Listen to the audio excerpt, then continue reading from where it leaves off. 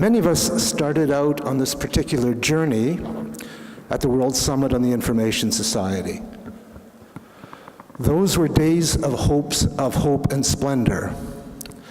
But now the global information society is in crisis. Not the internet society, not the networked society, nor the digital society, but quite specifically the information society. And why the information society and not the others? Because the information society is the terminology that focuses on the information, the flow through, the digitized, the content. And it is here in the place where the technology, the information, and its uses and users come together that we find that the crisis is occurring. This crisis is to some extent long foretold, and yet came up so suddenly that we are still in the midst of the aftershocks, or perhaps the precursor shocks for earthquakes yet to come. The crisis of the information society can be understood best by drawing pathways between the various and recent local eruptions.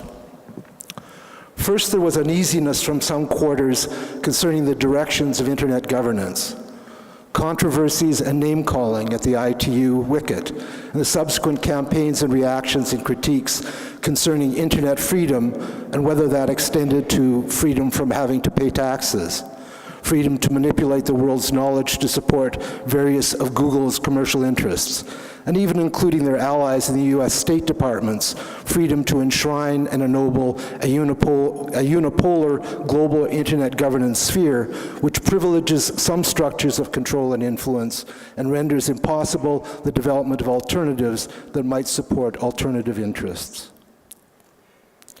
Then it was Mr. Snowden telling us how the NSA and its co-conspirators in various other parts of the world were tapping into, collecting, and ultimately intervening and massaging the data flows and communications activities for all the world. Then it was Amazon attempting to use its market dominance to control what books we read so that they can capture a few more percentage points of profit from our acts of information seeking. Most recently, it has been Facebook revealing, if it inadvertently, how it is ready, willing, and able to undertake mood control and who knows what else, as some merge their personal information flows with Facebook's information stream, and thus allow their very individual consciousness to become a bauble to be manipulated by who knows who for who knows what end. And so the information society is in crisis. The information society, which was to ensure that all of human knowledge would be available to everyone at all times and in and from all places, has to a considerable degree come to pass. But what has also come to pass, and which wasn't expected in those early euphoric days, was that the foundation elements, the platforms, the frameworks, the integral algorithms that would provide such a cornucopia and an informational utopia would not be operated in a beneficent way in support of the broader public interest, but would in fact be ultimately controlled by machines and hidden forces of commerce and surveillance, forces well beyond the capacity of individuals or groups, of civil society, or even the ordinary political forces of nation states to control. What we have built, or have allowed to be built in our name and with our information, with the very essence of who we are as sentient, knowledgeable human beings, are vast, uncontrolled, and very likely uncontrollable mechanisms which not only undermine and subvert human freedom and civil liberties, but are even in a position to frame and structure the basis of the discussion concerning these, and if or how we might be able to respond. We become dependent on email to inform us and keep in touch with our colleagues, our friends, our comrades. And yet we know that the NSA is capable and most likely reading all of those emails and equally having the capacity to redirect or delete or even false flag emails as and when they choose. We turn to Google to give us the knowledge base for acting in the world, for helping us to reduce the complexity of choice in a world overwhelmingly with options and choices and too much information. And yet we know that how Google presents that information to us, how it supports those choices, what it provides, and perhaps most important, what it doesn't provide, what it allows to disappear is unknown to us. and as unapproachable as the deepest of deep secrets, hidden both by the choices of the corporation and by the intricacies of the technology which it chooses to use as its filter and framework. We cozy up to Facebook to provide us with our human contacts and the semi-intimate knowledge of the toing and froing of our distant friends and relatives. Even on occasion, we rely on Facebook to inform us of those closest to us, even though we suspected and now know that this device is not a neutral platform, but equally an algorithm choosing and selecting what to present and what to hide, and again for reasons and with patterns to which we have no access. And of course, where Facebook's ultimate concern is clearly to maximize ourselves and our information as products being delivered and sold to advertisers. The crisis, of course, is that we now know all of this. It is writ large and public, and it is inescapable. And most importantly, the making of the links between each of these eruptions, the beginning to see a discernible pattern underneath all of these, is equally inescapable, if only by recognizing the connections at the individual, corporate, financial, political, and governmental levels. A corporate executive here becomes a government advisor there, and a senior government official leaves to take up a senior corporate policy post for a corporate policy post with responsibility for funding sympathetic academic researchers and civil society organizations. And of course, there's the toing and froing at conferences and workshops and various special events which regularly mark the progress towards the fully integrated network surveillance and digital control society.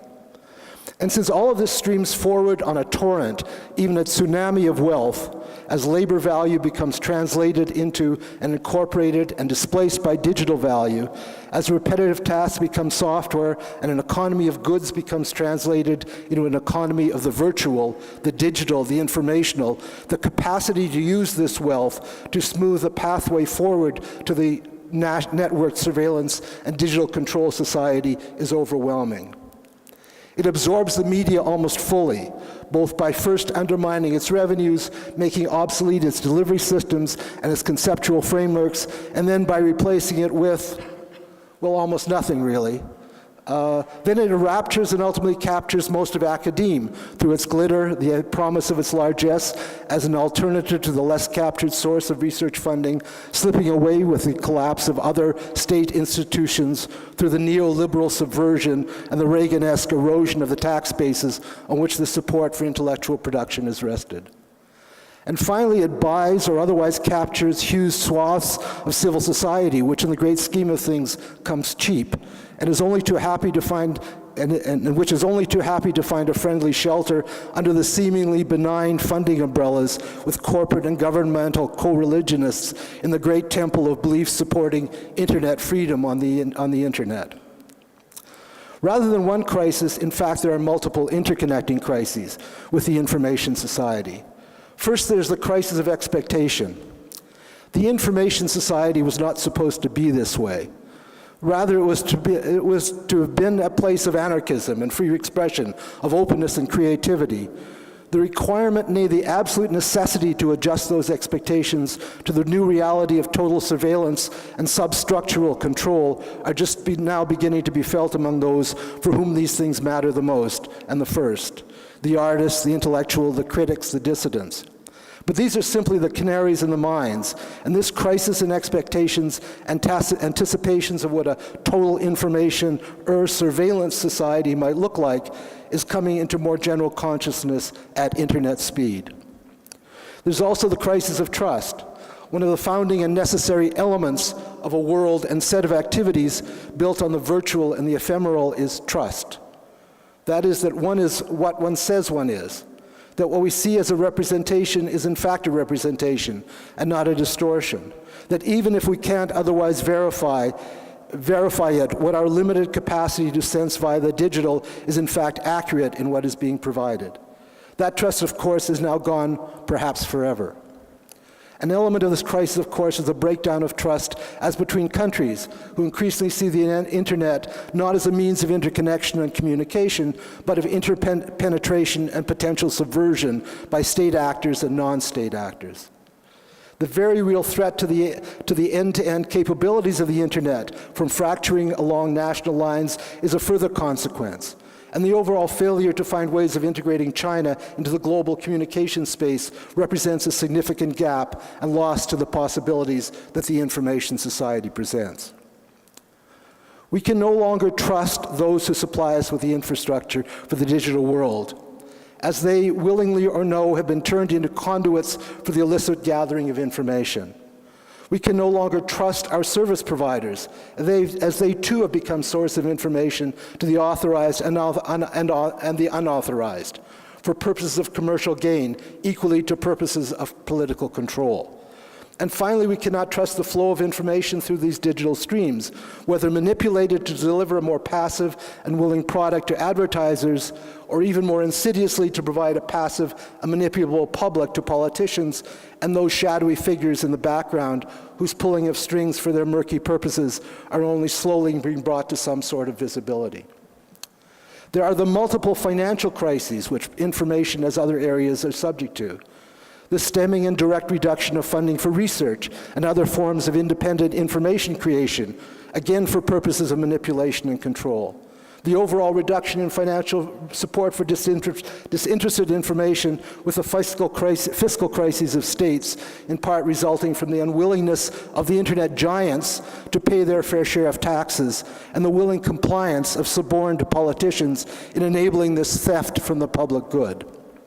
And of course, there's the crisis of the increasing economic inequality within developed countries, accompanied by the increasing precaritization of work, particularly for the young, all associated with the uncontrolled, unregulated rise of the digital economy and its impacts on the entire range of productive activities, and particularly and increasingly on knowledge-intensive goods and services. There's the crisis of control. The information society was to have been one which ceded control to the edges, to the users, to the people. Rather, of course, now the control is so visibly with those at the center, those with capital, those with influence, those who can buy their ways into the levers and push buttons that direct the mechanisms and algorithms of the information society, either through their wealth, their political power, or their technical expertise. And finally, there is the crisis of governance. The information society was to have been a place with no governance, or at least a place where no governance was manifestly required. And so the means and motivations of the most fervent exponents of the information society have all been anti-governance, internet freedom, the California ideology. Thus, there are no mechanisms or instrumentalities in place to rebuild or retake the information society from those who have so unexpectedly and precipitately conquered it. And even more troubling, the very concepts of governance and democratic control have been polluted by the meme masters in Silicon Valley and K Street in Washington, D.C., and their equivalent in other world capitals. So we have the 1984 scenario where freedom is control, and free speech is another name for Facebook group. On one side, or finding a place on one or another of the NSA corporate watch list on the other side. I should also add, in the context of the IAMCR, that these crises are playing out most strongly in the developed world, but of great significance for the developing world and for communications and ICT for development as well.